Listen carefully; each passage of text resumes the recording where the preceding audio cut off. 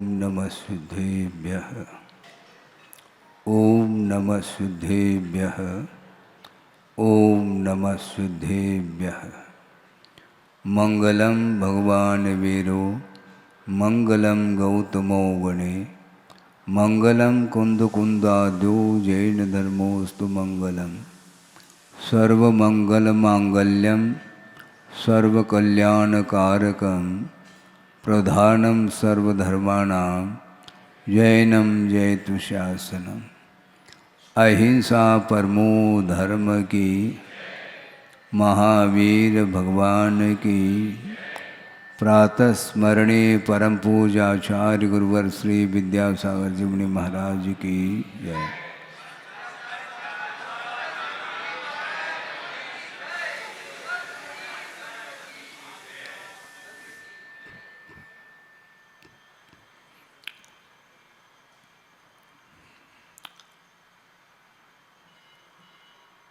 मन को एकाग्र करने के लिए आगम एक बहुत महत्वपूर्ण साधन है। हालांकि अन्य भी साधन हो सकते हैं।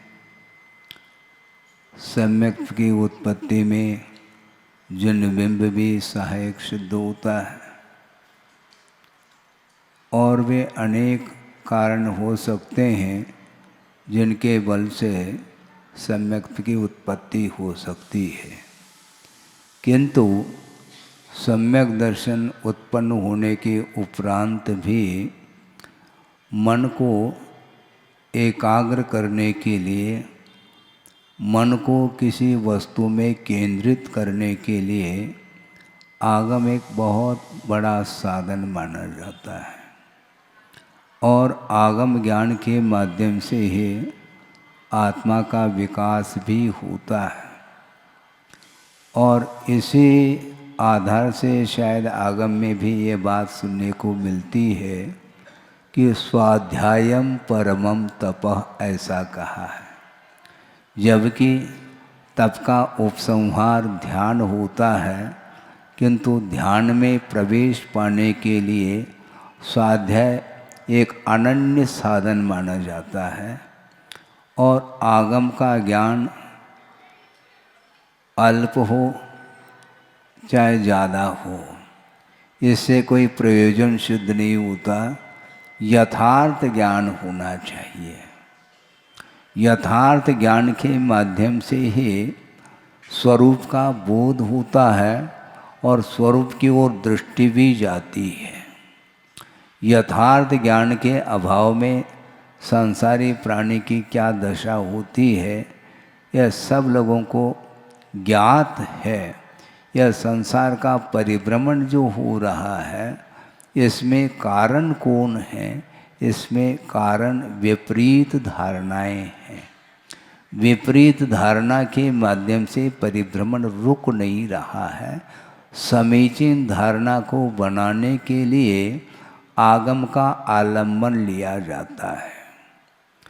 और पूज्यपाद स्वामी ने भी स्पष्ट किया है कि वह भव्य जो कि अपना हित चाहता है, स्वहितम उपलिप्सु कहा।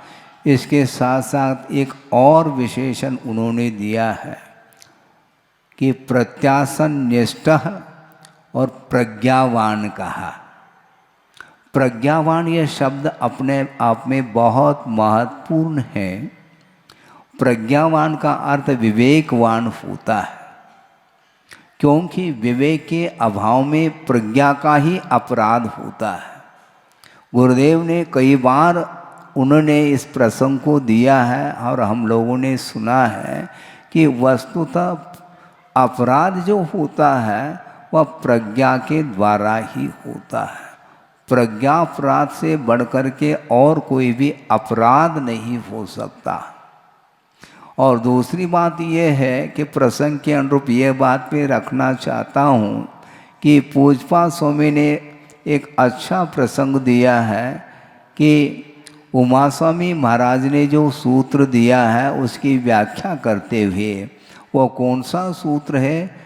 तीव्र मंद ज्ञाता ज्ञात भावादिकरण वीर विशेषेभ्य तद विशेष। तद विशेष का अर्थ तस्य आश्रवस्य विशेष है। आश्रव में विशेषता आती है तीव्र भाव के द्वारा, मंद भाव के द्वारा, ज्ञात भाव के द्वारा और अज्ञात भाव के द्वारा। और भी एकाध और कारण बताए हैं अधिकरण की विशेषता या वीर की विशेषता आदि को लेकर के। इसमें एक बिंदु को लेकर के आपके सामने विषय रखना चाहता हूँ। ज्ञात भाव का अर्थ बुद्धिपूर्वक, और अज्ञात का अर्थ क्या होता है? मुझे ज्ञात नहीं, ऐसा अर्थ लिया जाए? नहीं लिया है पूज्यपाद स्वामी ने। अज्ञात का अर्थ उन्होंने ये लिया है कि मदात प्रमादात वा अनवबोध्य प्रवृत्ति अज्ञातम कहा। आप सुन रहे हैं, ध्यान से सुने कि मदात उन्मत्तता के कारण अथवा प्रमाद के कारण अनवबोध्य बिना विचार किए जो प्रवृत्ति की जाती है उसका नाम अज्ञात कहा है। बहुत इसका गहरा अर्थ ये है कि जो व्यक्ति संसार पूरा का पूरा विषयों में डूबा है, इसलिए उसको ज्ञात ही नहीं है कि मेरे द्वारा करने योग्य क्या है। अनवबोध्य, उसको सोच विचार करने के लिए अवसर ही नहीं मिलता है, उसका नाम अज्ञात कहा। इसलिए प्रज्ञावान होना चाहिए। बिना प्रज्ञावान अर्थात बिना विवेक के वह कभी भी अपना हित नहीं कर सकता और दूसरे की हित करने की भी क्षमता उसके अंदर नहीं आ सकती है। विवेक बहुत आवश्यक है और ज्ञान का दुरुपयोग हुआ है अभी तक। कुंद स्वामी ने भी पंचास्तिका में प्रसंग दिया, नानम च दुप्पवोत्तम मोहो पावपदा फूनते कह रहे हैं। ज्ञान का दुरुपयोग, सदुपयोग नहीं करता संसारी प्राणी, बुद्धि का भी दुरुपयोग करता है। यह सबसे बड़ा अपराध माना जाता है। अपराध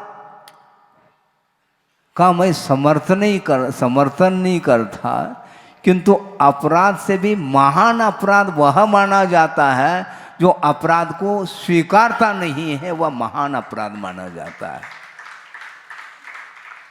हाँ, अपराध का मैं समर्थन कर रहा हूँ क्या शिथिलाचार का मैं समर्थन कर रहा हूँ ऐसा नहीं, किंतु अज्ञान दशा में अपराध तो होते ही रहते हैं, यह उतना महत्वपूर्ण नहीं, किंतु अज्ञान दशा में होने के उपरांत उसको विवेक जागृत करके उसको स्वीकारता देना। भगवान, हमने मोह के कारण, अज्ञान के कारण, प्रमाद के कारण, मद के कारण हमने बहुत सारे अनर्थ कर डाले, किंतु अब मुझे प्रशस्त रास्ता प्राप्त हो। इस प्रकार अपने अपराध को स्वीकार करने के लिए खड़ा हो जाता है। उससे बढ़ करके और कोई भी साधक नहीं हो सकता। अपराध तो सभी के द्वारा होते हैं, दोष किससे नहीं होता है। गुरुदेव ने एक बहुत अच्छी बात कही थी, भवन है भवन है तो उसमें दरवाजा न हो, ऐसा हो सकता है क्या? है? होता है? नहीं हो सकता। इसलिए आत्मा में एकांत से दोष ही दोष होते हैं, ऐसा नहीं। दरवाजा है वह भवन माना जाता है, इसलिए गुण होते हैं, किंतु गुणों को जागृत करने की आवश्यकता है। जो अव्यक्त गुण हैं उनको व्यक्त करने के लिए अज्ञान दशा में जो भी दोष किए हैं उनका प्रक्षालन करने के लिए प्रभु और गुरु के चरणों में जाकर के यथाजात हो करके हाथ जोड़ करके कहा जाता है, भगवान हमने बहुत अनर्थ किया है। और कौन कौन से टाइटल दिए हैं? प्रतिक्रमण पाठ करने वालों को ज्ञात होगा कि पापिष्टेन दुरात्मना जड़धिया माया विना लोभिना राग द्वेष मली मसेन मनसा दुष्कर्म यन निर्मितम, ऐसा कहा। मन के द्वारा ही दुष्कर्म का अर्जन हुआ है। वह मन कैसा है? पापी है। ये विशेषण है, टाइटल मन के लिए दिया है, असंगी के लिए नहीं देते। हाँ, जिसके पास मन है उसी के लिए टाइटल दिया है, क्योंकि जिसके पास मन ही नहीं है तो उसको ये उपाधि का ज्ञान संभव ही नहीं है। इस प्रकार एकेंद्रिय से असंगी पंचेंद्र तक जितने भी जीव हैं जो संसार दशा में संसार में परिभ्रमण कर रहे हैं, उसके लिए कोई भी बोध दे नहीं सकता, क्योंकि उसके अंदर योग्यता का अभाव है। योग्यता होते हुए भी उसकी अभिव्यक्ति उसमें संभव नहीं, क्योंकि योग्य उपादान होना चाहिए। सामान्य उपादान अलग है और योग्य उपादान अलग है। यद्यपि एकेंद्रिय आदि भव्य हो सकते हैं, इसमें कोई शक नहीं, किंतु एकेंद्रिय पर्याय में जो उपादान, उसकी जो क्षमता है, वह क्षमता उसके योग्य नहीं है। इसलिए मन आवश्यक है, और मन के द्वारा ही कबड़ा होता है। मन के द्वारा जो अपराध होता है वह अपराध क्षम्य नहीं माना जाता है। हाँ, सिद्धांत की बात को भी मैं आपके सामने इसलिए रखना चाहता हूँ क्योंकि विद्वान लोग भी बैठे हैं, और उनके माध्यम से जो जन साधारण की जो धारणा बनती चली जा रही है, आगम के विपरीत जो धारणा बन रही है और बनाई जा रही है, उसके रोकथाम के लिए विद्वानों की भी बड़ी आवश्यकता है। और वो बिल्कुल ध्यान से सुनेंगे और अनेकांत का आधार लेकर के ही वस्तु तत्व का निर्णय करने के लिए उनको निरंतर चिंतन करना चाहिए। तो मैं ये कह रहा था, क्या कह रहा था, भूल गए? सिद्धांत की बात।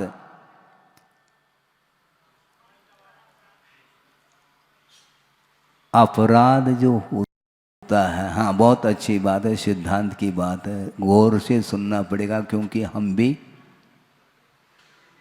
हैं भूल रहे थे। सिद्धांत की बात के बहुत अच्छी बात कही जा रही है कि वस्तुतः एकेंद्र से लेकर के असंगी पंचेंद्र तक जो कर्म का आश्रय होता है वह उत्कृष्ट नहीं हो सकता। समझने के लिए मिथ्यात्व प्रकृति का जो आश्रय होता है, उसमें जो उत्कृष्ट स्थितिबंध जो होता है वह संगी पंचेंद्रिय को ही होता है, ऐसा लिखा है। सप्ततिर मोहनी यस्य, मोहनी कर्म का जो उत्कृष्ट स्थितिबंध 70 कोड़ा कोड़ी सागर को लेकर के जो हो रहा है, वह एक इंद्रिय आदि के अंदर वह क्षमता ही नहीं है। तो किसके पास क्षमता है?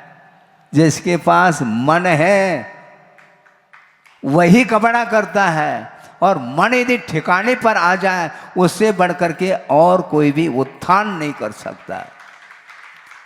मन के द्वारा अथवा ज्ञान के माध्यम से ही विकास होता है, अथवा ज्ञान के सदुपयोग के माध्यम से आत्मा की उन्नति होती है, और उस बुद्धि का, उस ज्ञान का यदि दुरुपयोग करता है तो वह अधपतन को प्राप्त होता है, अधोगति का पात्र होता है, ऐसा कहा है। आप लोग कौन हैं? संगी है क्या असंगी? सैनी भी बोलते हैं इसको। सैनी हो क्या असैनी? आप सैनी हैं, इसलिए नसैनी पर चढ़ने का प्रयास करो। हाँ, जो असैनी है उसके पास नसैनी नहीं, वह चढ़ ही नहीं सकता। वो मोक्ष पथ पर आरूढ़ होने की क्षमता उसके अंदर होती है जिसके पास सपर विवेक जागृत होता है। इसलिए प्रज्ञावान, ऐसा पूजपा स्वामी ने कहा कि वह भव्य जो अपना हित चाहता है और निकट भव्य है, उसके लिए उपदेश दिया जाता है।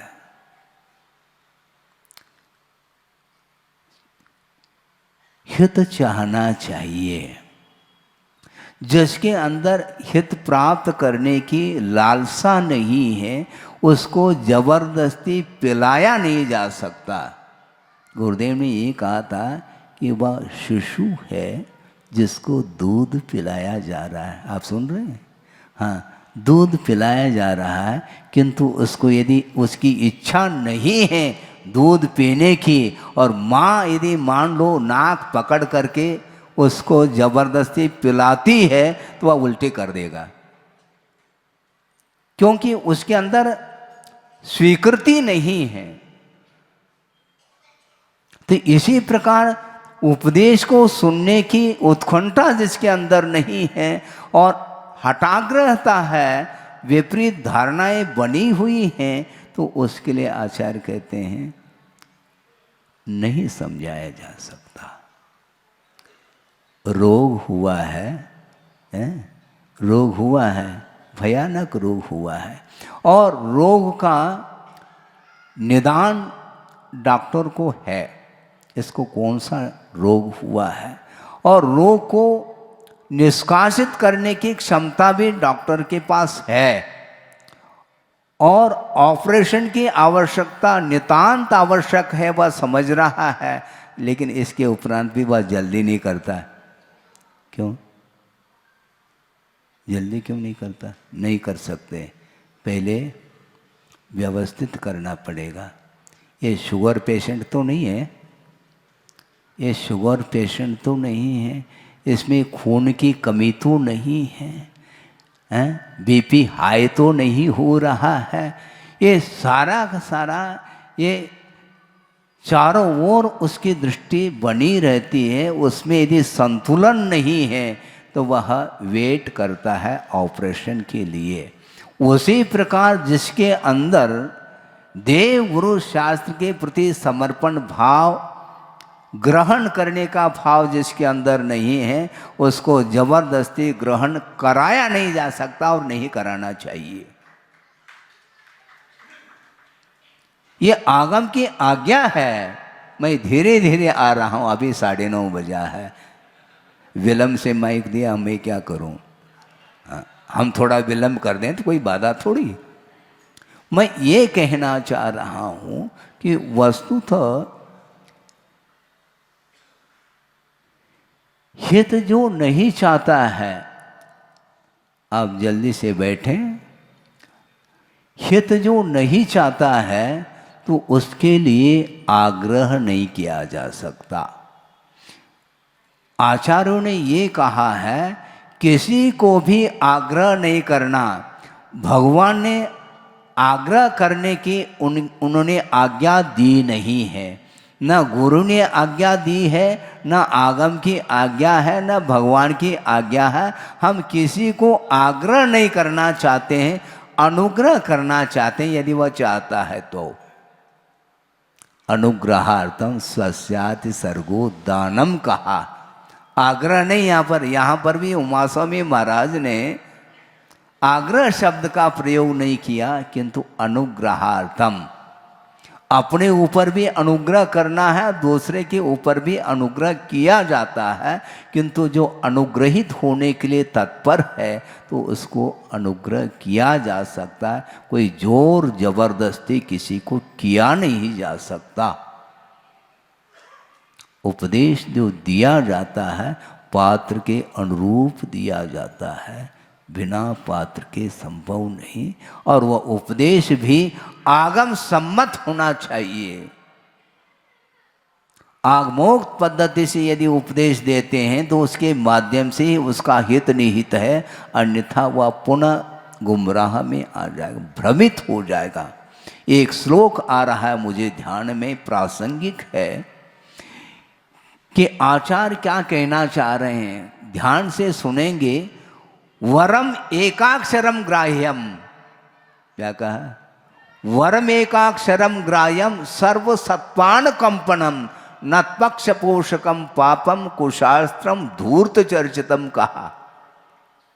बहुत मार्के की बात कही उन्होंने श्लोक में, वरम एकाक्षरम, एक अक्षर भी क्यों ना है, क्यों ना हो, वह वर अर्थात श्रेष्ठ है।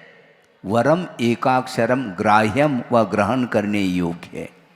क्यों? सर्व सत्वानुकंपनम, समस्त जीवों को उपकार करने वाला जो वचन है वह हमारे लिए श्रेष्ठ और ग्राह्य है। न तो अक्षपोषकम पापम कुशास्त्रम धूर्त चर्चितम कहा। अक्षपोषकम, जो पंचेंद्रिय के विषयों का पोषण करने वाला जो बोध है, जो ज्ञान है अथवा वचन है, वह हमारे लिए वरम अर्थात श्रेष्ठ है नहीं और ग्राही भी नहीं है। एक ही अक्षर हमें पर्याप्त है, किंतु आगम सम्मत होना चाहिए। आगम के बहिर्भूत आप बहुत कुछ बोल सकते हैं, वह हमारे कल्याण के लिए वह कारण नहीं बन सकता। न तो अक्ष पोषकम, पंचेंद्रिय की विषयों का पोषण करने वाला जो वचन है वह उस वचनों को भूल करके भी बोलना नहीं चाहिए, क्योंकि उसके माध्यम से स्वयं का ही भी अहित होगा और दूसरे का भी अहित होगा, और ऐसी स्थिति में मार्ग दूषित होता चला जाएगा। आप मार्ग पर चलो अथवा न चलो, हमें कोई विकल्प नहीं, किंतु मार्ग को सुरक्षित रखने की आवश्यकता है।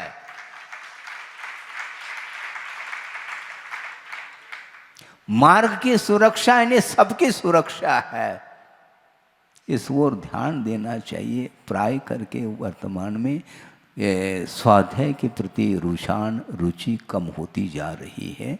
इसका मेन कारण ये है कि पाश्चात्य संस्कृति का एक प्रभाव है, और इस प्रकार के अनेक प्रकार के जो प्रभावक जो वस्तु निर्मित हो रहे हैं उनके माध्यम से पूरा पूरा संसार डूब रहा है। उसको उभारना चाहो तो आगम के माध्यम से ही उभारा जा सकता है। विषयों का समर्थन जिन वचनों के माध्यम से होता है वह वचन आगम के बहिर्भूत है, इसको लिख करके रखिएगा। हमें अल्प और ज़्यादा से प्रयोजन नहीं, एक अक्षर भी हो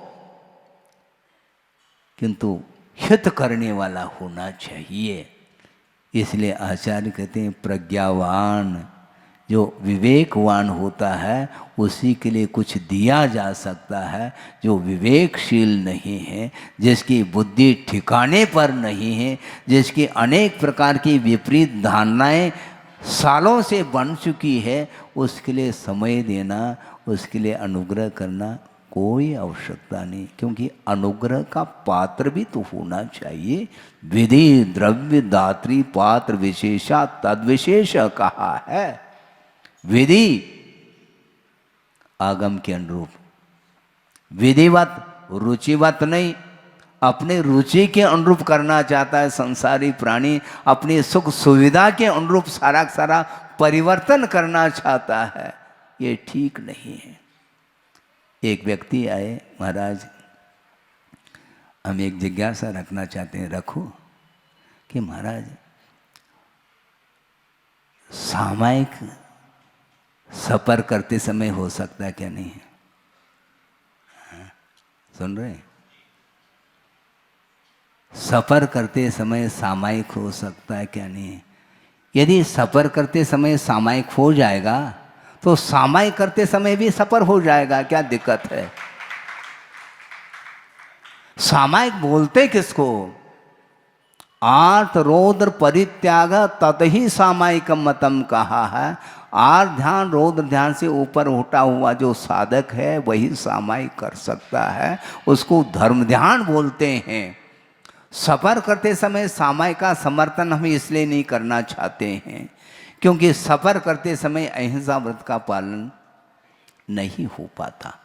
जबकि आचार्य समंतभद्र स्वामी ने रत्नकर्ण श्रावकाचार्य के अंदर ये लिखा, स्पष्ट लिखा है, जिन्होंने दिग्व्रत, देशव्रत, अनुव्रत आदि का अंगीकार किए हैं, 12 व्रत को जिन्होंने अंगीकार किया है उसके पास सामायिक व्रत भी है। और उन्होंने प्रसंग में स्पष्ट कर दिया कि दिग्व्रत का पालन करने वाला देश व्रत का पालन करने वाला जो अनुव्रती है, वो समय उसको उपचार से महाव्रती कहा। आप सुन रहे हैं क्या? नहीं, उपचार से उनको महाव्रती कहा। महाव्रताय प्रकल्पन्ते कह रहे हैं। क्यों? क्योंकि मर्यादा उन्होंने खींच ली। मर्यादित क्षेत्र से बाहर उसके द्वारा न सूक्ष्म जीवों की विराधना हो रही है, न स्थूल जीवों की विराधना हो रही है। इसलिए उस अपेक्षा से वह उपचार से महाव्रती संज्ञा को प्राप्त होता है। इसका अर्थ उनको परमार्थ से महाव्रती घोषित कर रहे हैं, ऐसा नहीं है। क्योंकि मर्यादित क्षेत्र में हिंसा होती है, क्योंकि महाव्रती नहीं है। त्रस जीवों का त्याग कर लिया, किंतु स्थावर जीवों की विराधना उसकी प्रवृत्ति के माध्यम से होती है। तो अर्थ ये है कि वस्तुतः है क्या ये चीज? इसीलिए बहुत सोच विचार करके बोलना चाहिए। बोलने के लिए मुख मिला है, इसलिए हम अमर्यादित शब्दों का प्रयोग करेंगे तो निश्चित रूप से आत्मा का कल्याण होने वाला नहीं है। इसी को बोलते हैं प्रज्ञापराध। मैं बार बार सोचता था कि गुरुदेव प्रज्ञापराध क्यों कहना चाहते हैं? अपराध तो ठीक है, किंतु प्रज्ञापराध का अर्थ है कि वह बुद्धि का दुरुपयोग कर रहा है, इसी का नाम अपराध है। ज्ञान नहीं है यह अलग वस्तु, किंतु ज्ञान होते हुए भी उसका सदुपयोग नहीं करता है, उससे बढ़कर के और कोई भी अपराध नहीं हो सकता। इसलिए वस्तुतः बहुत सोच विचार करके आप लोगों को बोलना चाहिए, सोच विचार करके चिंतन आदि करना चाहिए। इसलिए प्रारंभ में ही हमने कहा था कि आत्मा का विकास करने में यदि कोई अनन्य साधन है तो आगम है। तो आगम के अनुरूप ही हमें चलना है। भले ही हम कम चल पाएँ या ज़्यादा चल पाएँ, इसका हमें विकल्प नहीं है, किंतु सही दिशा की ओर हमारे कदम बढ़ना चाहिए। पुरुषार्थ करो, किंतु सही दिशा की ओर पुरुषार्थ करना है। जो विपरीत दिशा की ओर पुरुषार्थ कर रहा है उसको कभी भी गंतव्य मिलने वाला नहीं है, ऐसा आगमकारों का कहना है। आप आज स्वीकार करो, चाहे कल स्वीकार करो, साल भर बाद स्वीकार करो, अगले भव में स्वीकार करो, कभी भी करो, आपको करना पड़ेगा। इसमें बाध्यता नहीं, इसमें अनुग्रह छुपा हुआ है। आग्रह नहीं कर रहे हैं आचार्य, और करने के लिए आज्ञा नहीं। बहुत अच्छा प्रसंग आपके सामने दे रहा हूँ, क्योंकि जो भी प्रसंग मैं देता हूँ वो गुरुदेव ने जो दिया है उसको दोहरा रहा हूँ। राह पर चलना है, किंतु दो राह नहीं होना चाहिए, राह एक ही होना चाहिए। राह अर्थात मोक्ष मार्ग एक ही है, किंतु गुरुदेव ने जो कहा है, आगमकारों ने जो कहा है, उसको बार बार दोहराना चाहिए, रिपीट करना चाहिए। मुहुर्मुहुर् चिंतनम इति अनुप्रेक्षा कहा है। बार बार चिंतन करिए, किंतु आगम का आधार ले बिना यदि चिंतन करोगे तो निश्चित रूप से अहित ही होगा। इसका सार है। मैं ये कहना चाहता हूँ, एक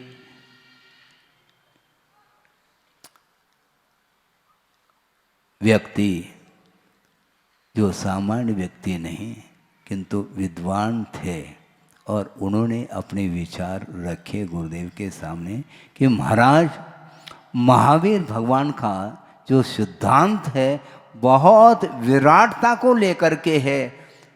उस सिद्धांत की जो गहराई है हर व्यक्ति उसको वहाँ तक पा नहीं पाता। इसलिए महावीर भगवान के सिद्धांत को संकीर्ण तक नहीं रखना चाहिए, बहुत व्यापक उसका प्रचार प्रसार होना चाहिए, और महावीर भगवान के सिद्धांत को जन जन तक पहुंचाने का प्रयास करना चाहिए। इसलिए मेरा भाव ये है कि महावीर भगवान का जो साहित्य है, जो आगम है, 4 अनुयोगों में विभाजित है। इसका वितरण देश में ही नहीं किंतु आउट ऑफ कंट्री में भी इसका प्रचार प्रसार होना चाहिए महाराज, ऐसा मेरा मन कहता है। तो गुरुदेव ने कहा 1 मिनट शांत रहे। तो उन्होंने कहा आपके जो भावनाएं हैं उसका मैं समर्थक नहीं हूँ। क्या कहा? आपकी जो भावना है उसका मैं समर्थन इसलिए नहीं कर सकता क्योंकि प्रचार प्रसार करने के पूर्व में विवेक रखना चाहिए। आगम आप किसके हाथ में देना चाहते हो? आप बिना भूमिका के यदि बीज का वपन करोगे तो सारे के सारे वह बीज नष्ट हो सकते हैं, होते हैं। उसी प्रकार आगम का वितरण आप करना चाहो तो विधि द्रव्य दात्री पात्र विशेषा तद विशेषा, पात्रा पात्र का विवेक रखे बिना अब जिस किसी के हाथ में यदि आगम को देओगे तो निश्चित रूप से उसका दुरुपयोग होगा। जिस प्रकार न्यूज़पेपर पढ़ते हैं, आलोचना नहीं कर रहा हूँ, हकीकत है, आंखों से देखा गया है। कई बार विहार करते समय भी वह ध्यान सामान्य रूप से ही चला जाता है। तो प्राय करके प्रातःकाल सब लोग, सबरता सब नहीं, प्राय कि कुर्सी पर बैठे हैं और एक हाथ में न्यूज़पेपर है और एक हाथ में चाय का कप है और चल रहा है, न्यूज़पेपर पढ़ रहे हैं। वह स्वाध्याय है क्या? है पौराणिक स्वाध्याय वेलायाम कायो स्वर्गम करोमि, ऐसा वह स्वाध्याय नहीं है। वो उसको स्वाध्याय बोलते नहीं, क्योंकि वह न्यूज़पेपर ये जितने भी हैं ये इसके माध्यम से जो आपको खबर मिल रही है उसमें आत्मा की खबर नहीं, दुनिया की खबर मिल रही है। उसमें कहाँ पर क्या चल रहा है सारी गतिविधि उसके माध्यम से ज्ञात हो जाता है। वह स्वाध्याय के अंतर्गत नहीं आता।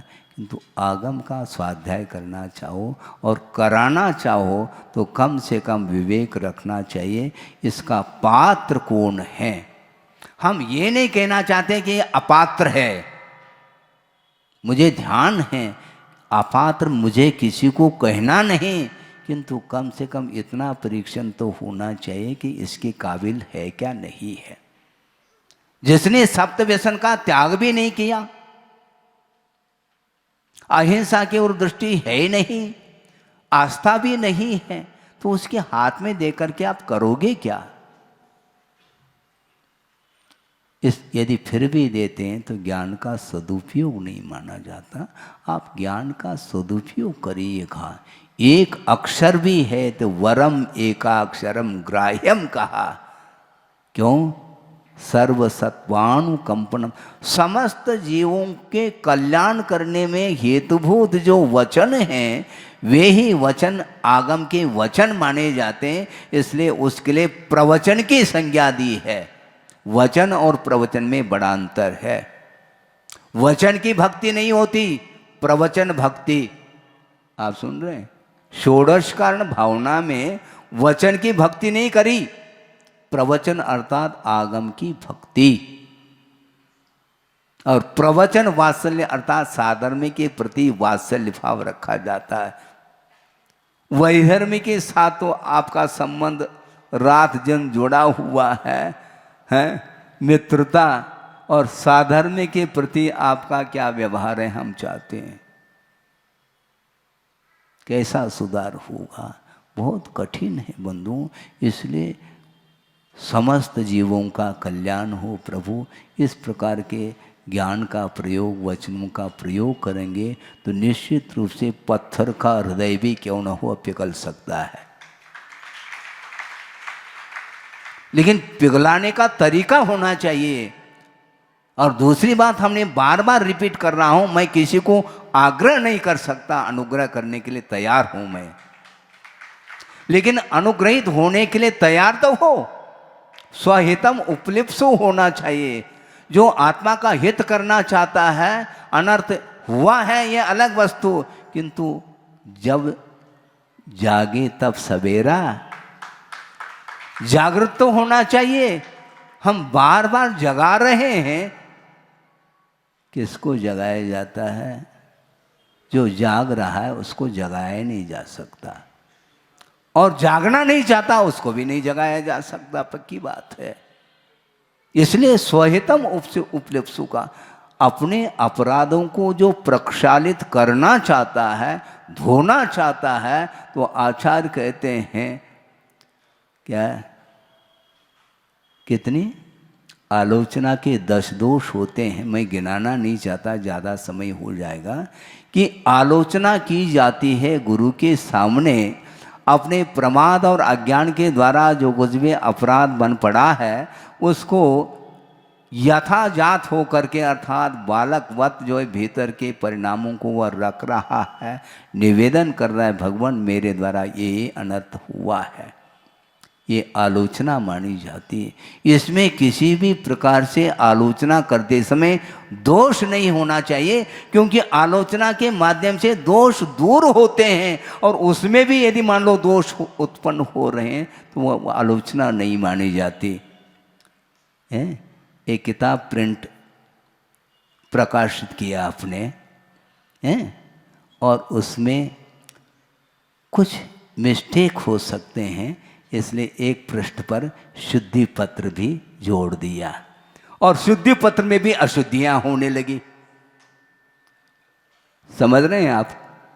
इसको बोलते हैं अनवस्था दोष। शुद्धि पत्र में तो कम से कम शुद्ध हो वह पत्र, ग्रंथ में मिस्टेक होना तो स्वाभाविक है। बार बार प्रूफ रीडिंग करने के उपरांत भी वह सूक्ष्म दोष रह सकते हैं, इसलिए बारीकी से उसको परीक्षण करके शुद्धि पत्र जोड़ा जाता, और शुद्धि पत्र जोड़ने में भी असावधानी हो गई, उसमें अशुद्धियाँ आ गई, फिर उसके लिए भी शुद्धि पत्र जोड़ो। तो ऐसा नहीं होता, इसलिए बहुत सावधानी के साथ बोलना चाहिए, सावधानी के साथ चिंतन करना चाहिए, सावधानी के साथ ही शारीरिक चेष्टा आदि करना चाहिए, जिसके माध्यम से स्वयं का और दूसरे का भी हित होना चाहिए। 2-5 मिनट में एक प्रसंग मैं देना इसलिए चाहता हूँ, क्योंकि प्रसंग है तो उसको अधूरा नहीं छोड़ा जा सकता। कि संक्लेश की पहचान क्या है और विशुद्धि की क्या पहचान है, इसको करना है हमें। संक्लेश 2 जीव हैं, दोनों के अंदर संक्लेश हो रहे हैं, किंतु एक अधोगति का पात्र बन रहा है संक्लेश के कारण, और एक संक्लेश के साथ वह ऊर्ध्व गति अर्थात सद्गति का पात्र बन रहा है। आखिर मामला क्या है, इसको समझना है हमें। एक मुनि महाराज हैं जो गुफा में ध्यानस्थ है, और पहुंच रहे हैं गुफा में, और ध्यान करने के निमित्त को लेकर के पहुंच रहे हैं, और उसी समय एक शेर ने देख लिया। आप सुन रहे हैं? एक शेर ने देख लिया, मुनि महाराज पहुंच रहे हैं, और उसी समय एक शूकर ने भी देख लिया। ये शूकर नहीं, जंगली शूकर जिसको बोलते हैं। अब उस शूकर ने सोचा अनर्थ हो जाएगा, ये शेर पहुंच रहा है, उसके पहुंचने के पहले मुझे छलांग ले करके पहुंचना है। और इतनी तीव्र गति से वह उस गुफा के पास पहुंच गया और बैठ गया, और वो शेर आ रहा है। वो कहता है खबरदार, नो एंट्री, मेरे रहते तुम प्रवेश नहीं कर सकोगे, ये ध्यान रखो। पहला मुझे निपटना पड़ेगा तुम्हें, फिर बाद में अंदर जा सकोगे। कौन कह रहा है? शूकर कह रहा है। और वह शेर जो है ना भक्षण के लिए जा रहा है। शेर के अंदर भक्षण के भाव है और शूकर के अंदर रक्षण के भाव है, और दोनों में युद्ध छिड़ जाता है, संघर्ष हो जाता है, और संघर्ष के कारण दोनों का अवसान हो जाता है। अब सोचो, आप देख पाएंगे संश्लेष की पहचान कर पाएंगे आप? विशुद्धि विशुद्धि विशुद्धि, अरे क्या विशुद्धि? संश्लेष संश्लेष संश्लेष, क्या संश्लेष? संश्लेष के पीछे इरादा क्या है, यह महत्वपूर्ण है। संश्लेष के पीछे आपका एम क्या है, प्रयोजन क्या है, यह महत्वपूर्ण है। शेर का लक्ष्य था मुझे भक्षण करना है, और शूकर का लक्ष्य था मुझे रक्षण करना है। रक्षा में, मुनि महाराज के रक्षा में मेरा प्राणांत भी मेरे हो जाए, प्राण चले जाए, लेकिन संश्लेष भी हो जाए, मुझे बर्दाश्त है, किंतु मुनि महाराज की रक्षा करना मेरा कर्तव्य है। अब सोचो विचार करो, दोनों संश्लेष में हैं, किंतु पकड़ में नहीं आ रहा कि कौन सा संश्लेष दुर्गति के लिए कारण है और कौन सा संश्लेष सद्गति के लिए कारण है। इसको बोलते हैं अभयदान। अभयदान में आचार्य समंतभद्र स्वामी ने शूकर का उदाहरण दिया है, और शेर का, शेर की गति क्या होती है और शूकर की क्या गति होती है। दोनों परस्पर में बिल्कुल विपरीतता को लिए हुए परिणाम हैं। इसलिए अनुग्रह का भाव रखो, आग्रह नहीं करना, किंतु अनुग्रह का भाव रखना। न पक्ष पोषकम पापम कुशास्त्रम, ऐसा कहा। अक्ष अर्थात इंद्रिय का पोषण करने वाला जो भाव है, जो वचन है, वह हमारे लिए श्रेष्ठ नहीं और ग्राह्य नहीं है, क्योंकि वह पापमय परिणाम, पापमय वह वचन माने जाते हैं। उसके माध्यम से कभी भी जीवन का विकास, उत्थान संभव नहीं है। इसलिए जीवन की उत्थान करने के लिए अपने को आगम के अनुरूप ही चलना चाहिए। ही इसमें सम्यक एकांत है, ये ही का प्रयोग कर रहा हूँ, किंतु ये सम्यक एकांत है, इसमें कहीं भी कोई भी गुंजाइश नहीं है। इसलिए आगम का दुरुपयोग करना छोड़ो। आगम मिला है पुण्य की उदय से, पुण्य की उदय से क्षोभम मिला है, उसका सदुपयोग करने के लिए यह अवसर है। आपके पास जो शारीरिक बल है, जो मानसिक बल है, जो वासनिक बल है, इसका यदि दुरुपयोग करेंगे तो निश्चित रूप से अधोगति का पात्र होना पड़ेगा। इसलिए हमारा बार बार कहना है, क्योंकि बार बार मैं इसलिए कह रहा हूँ क्योंकि गुरु की आज्ञा है, उसका पालन मुझे करना है। आगम की आज्ञा का पालन मुझे करना है, और इससे भी बढ़कर के आपको पालन करना है, क्योंकि आपके द्वारा व्यापक प्रभावना होगी। प्रशंसा नहीं, हकीकत है। यदि श्रावक यदि विपरीत चलेगा